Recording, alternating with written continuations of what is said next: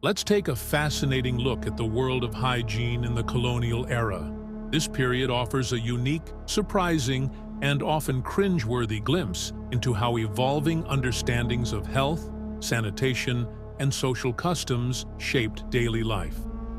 Head lice were a prevalent issue during the colonial era. To combat infestations, many men, particularly those of higher social standing, adopted the practice of wearing wigs. While intended as a preventative measure, wigs themselves, often constructed from animal hair, could also harbor lice, creating a complex and ongoing problem. In the colonial era, sugar was a luxury commodity, a symbol of wealth and privilege. Its consumption was often associated with the upper classes, and as a result, dental decay, a common consequence of excessive sugar intake, was paradoxically seen as a desirable sign of status. Interestingly, some individuals who could not afford sugar even attempted to mimic the appearance of rotten teeth by staining them with natural dyes or harsh substances like lye. Personal hygiene practices, including bathing, were infrequent in the colonial era. Due to the labor-intensive process of hauling and heating water, full-body bathing was a rare occurrence, perhaps monthly at most. Entire families often shared the same bathwater, further increasing the risk of disease transmission.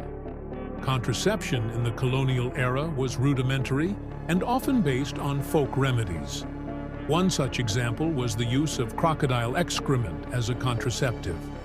While documented, this method was neither effective nor sanitary and likely posed additional health risks. Household tasks, such as dishwashing, were significantly different in the colonial era. The primary cleaning agent was a caustic solution known as lye soup, made from animal fat, wood ash, and lye. Due to its cost and harsh nature, lye soup was typically reserved for the most heavily soiled dishes, while other items were often given a cursory rinse with water. This practice created a significant risk of bacterial contamination and foodborne illness. Shaving practices in the colonial era were gendered and evolving. While facial hair was common among men, the rise of barbershops introduced more formalized shaving practices. However, these services were exclusively available to men. Women seeking hair removal were left to their own devices, often resorting to painful and potentially dangerous methods, which often resulted in bloody incidents and accidents. And these open wounds often became infected. Medical treatments for common ailments were often based on traditional remedies with limited scientific basis. For example, coughs were sometimes treated with a mixture of sugar and live snails, both ingested and applied topically. While intended to soothe the throat, there is no evidence to support the efficacy of this practice.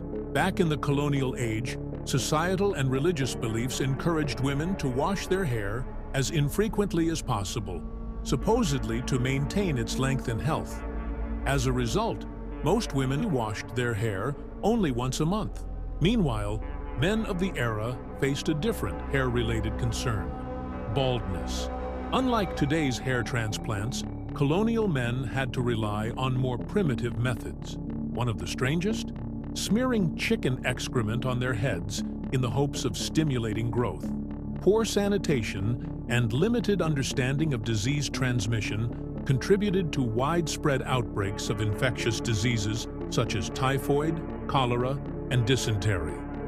These diseases had a devastating impact on both civilian and military populations, as evidenced by the high mortality rates within George Washington's army.